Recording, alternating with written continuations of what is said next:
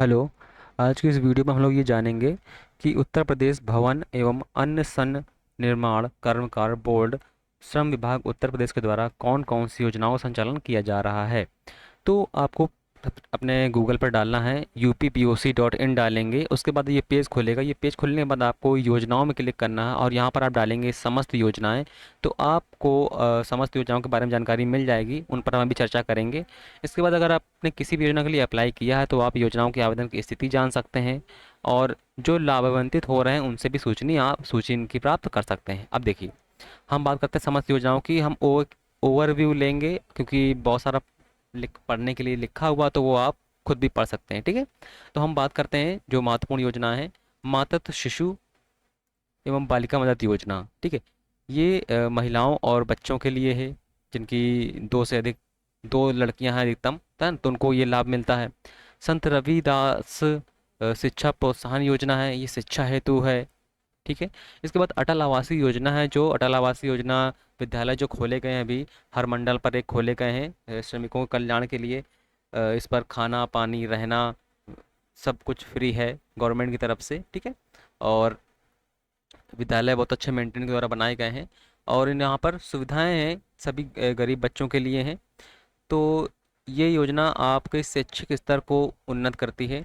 इसके बाद अटल आवासीय योजना है। जो अटल आवासीय विद्यालय है वहाँ पर बच्चों को रहने के लिए सुविधा प्रदान की जाती है 6 से 14 वर्ष तक के आयु के बच्चों के लिए, ठीक है।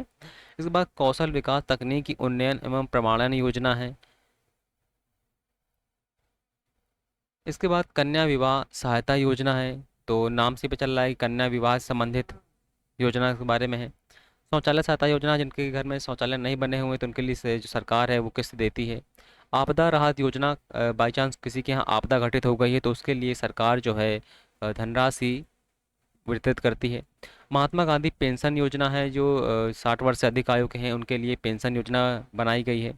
गंभीर बीमारी से जैसे किसी को गंभीर बीमारी है और उसे उससे इलाज नहीं मिल पा रहा है तो उस तरफ से सरकार जो है सहायता प्रदान करती है और योजना बहुत महत्वपूर्ण है। लोगों को इन योजनाओं के बारे में जानकारी नहीं होता है, जबकि सरकार का लक्ष्य है कि जितनी भी योजनाएं हैं भारत सरकार की, उत्तर प्रदेश सरकार की या अन्य राज्य सरकार की, तो उन सब योजनाओं को डिजिटलाइज किया जाए, यानी सभी के पास उसका नोटिफिकेशन पहुंचे। कोई भी योजना लागू होती है तो हर एक व्यक्ति को पता चले कि कौन सी योजना प्रारंभ हुई है, वो हमारे लिए है या नहीं है या किसके लाभदायक है। तो इस सब से आपको समयबद्ध आपको सूचित होना चाहिए कि कौन सी योजना हमारे लिए लाभदायक होगी। इसके बाद निर्माण कामगार मृत्यु एवं दिव्यांगता से संबंधित है। निर्माण कार्य करते समय अगर कोई व्यक्ति दिव्यांग या मृत्यु हो जाती है तो उसके लिए किस प्रकार से धनराशि वितरित की जाएगी। इसके बाद पंडित दीनदयाल उपाध्याय चेतना योजना है। ये भी आपका जो है जनमानस के लिए है, श्रमिकों कल्याण के लिए है ना। और जितनी भी योजनाएं हैं आपकी, ये सभी समस्त आपकी योजनाएं एक ही प्लेटफॉर्म पर दी गई हैं। तो इन सब से आपको अवगत होना चाहिए। हालांकि सब एक योजना के बारे में आप इसमें लिखा हुआ पढ़ सकते हैं, इन पर भी वीडियो सरकार द्वारा बनाई जाएंगी। तो लेकिन आपको पता है तो आप इस पर अवगत हो सकते हैं, ठीक है, क्योंकि प्लेटफॉर्म पर दिया गया तो आप पढ़ ही सकते हैं। कोई भी नई योजना आती है तो यहाँ पर ऐड कर दी जाती है।